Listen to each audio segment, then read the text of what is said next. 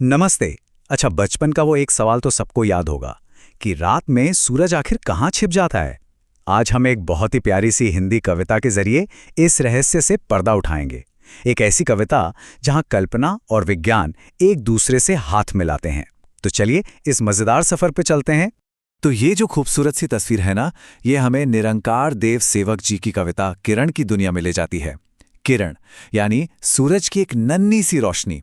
ये कहानी एक बच्ची और सूरज की इसी किरण के बीच की एक मीठी सी बातचीत है जो एक बहुत बड़ा राज खोलने वाली है। हाँ, यही वो सवाल है जो इस कविता की नन्ही सी बच्ची पूछती है। और सच कहूं तो हम सबने कभी ना कभी ये सोचा ही है ना? तो चलिए देखते हैं कि ये कविता हमें इसका क्या जादुई सा जवाब देती है। तो कहानी शुरू होती है एक बहुत ही प्यारी सी सुबह से।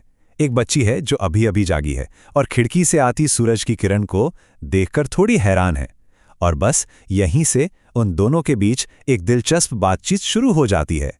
बच्ची किरण से पूछती है, अरे तुम इतनी सुबह सुबह कैसे आ गई? मैं तो अभी तक सोकर भी नहीं उठी। मतलब बच्ची के मन में तो यही है कि जैसे वो रात भर आराम कर रही थी, वैसे ही किरण भी सोकर ही उठी होगी। और बस यहीं से कहानी में एक बहुत ही दिलचस्प मोड़ आता है। किरण जवाब देती है, अरे मैं तो कभी सोती ही नहीं। ये सुनकर बच्ची के साथ साथ हम भी हैरान हो जाते हैं। तो फिर सवाल ये उठता है कि अगर किरण सोती नहीं है तो आखिर पूरी रात वो रहती कहाँ है? तो चलिए अब कविता के उस हिस्से में चलते हैं जहां किरण अपनी कभी न खत्म होने वाली यात्रा का राज खोलती है। वो बताती है कि जब हमारी दुनिया में रात होती है तो वो कहाँ चली जाती है। किरण कहती है, तुम्हें सुलाकर एक दूसरी दुनिया में मैं जाती हूं। तो ये दूसरी दुनिया ये है क्या? कोई जादुई जगह? नहीं, असल में ये एक बहुत ही सिंपल सी साइंटिफिक बात को कहने का एक खूबसूरत पोएटिक तरीका है। तो किरण का सफर कुछ ऐसा है, जब वो हमारे यहाँ के बच्चों को मीठी नींद सुला देती है तो वो उस दुनिया की ओर बढ़ती है जहाँ सुबह हो रही होती है। वहां जाकर वो सो रहे बच्चों को जगाती है और फिर जब वहां शाम ढलने लगती है तो वो वापस हमारी दुनिया में लौट आती है जहां फिर से एक नई सुबह इंतजार कर रही होती है। तो आखिर है क्या इस दूसरी दुनिया का राज? चलिए अब कविता की इस खूबसूरत सी कल्पना को ना असल दुनिया के साइंस की नजर से देखते हैं। किरण की दूसरी दुनिया असल में हमारी पृथ्वी का ही दूसरा हिस्सा है। जरा सोचिए, हमारी पृथ्वी एक गेंद की तरह घूमती रहती है। तो जब हमारे यहाँ सूरज डूबता है और रात होती है, ठीक उसी वक्त दुनिया के दूसरी तरफ सूरज निकल रहा होता है और किसी और को रोशन कर रहा होता है।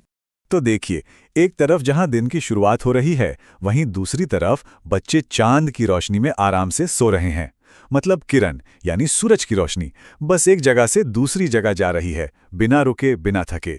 लेकिन रुकिए, ये कविता सिर्फ दिन और रात की साइंस नहीं समझाती। नहीं, ये हमें प्रकृति के साथ हमारे रिश्ते के बारे में भी एक बहुत ही गहरा सबक सिखाती है।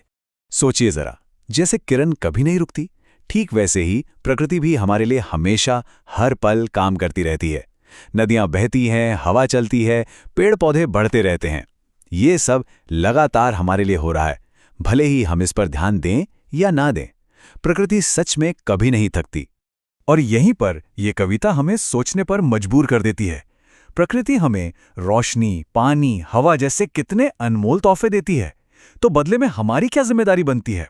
और हाँ, जरा ये भी सोचिए कि हमारी जिंदगी में भी तो कुछ लोग होते हैं ना किरण की तरह, जो हमारी दुनिया को रोशन करते हैं। कौन है वो लोग? तो ये कविता असल में सूरज के रोज लौट आने का एक जश्न है, एक ऐसी चीज जिसे हम अक्सर फॉर ग्रांटेड ले लेते हैं। लेकिन ये कविता हमें एक बहुत ही शक्तिशाली विचार के साथ छोड़ जाती है। हम हर सुबह सूरज के उगने को कितना हल्के में ले लेते हैं ना। हम तो मानकर चलते हैं कि किरण हमेशा आएगी, पर कभी सोचा है कि क्या हो अगर वो एक दिन ना है?